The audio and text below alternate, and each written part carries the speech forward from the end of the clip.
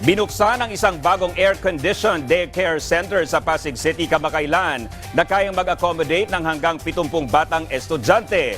Bunga ito ng public-private partnership ng lokal na pamahalaan at ng McDonald's Philippines at tinawag na Bahay Bulilit. Bukod sa kumpletong kagamitan, may in-house din na guro na isang dating dentista na iniwan ang kanyang propesyon para magturo sa mga bata sa loob ng 15 taon. Matagal ng proyekto ito ng fast food chain at tinatayang may 41 bahay bulilit centers na sa buong bansa.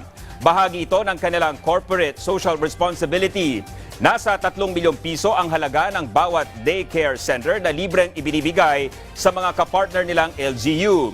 Natutuwa naman si Pasig City Mayor Vico Soto dahil mas mapapasigla pa nito ang pag-aaral ng mga bata, lalo na sa pagbabasa na anyay napakalaking bagay sa pagtataguyod ng pundasyon ng kanilang edukasyon.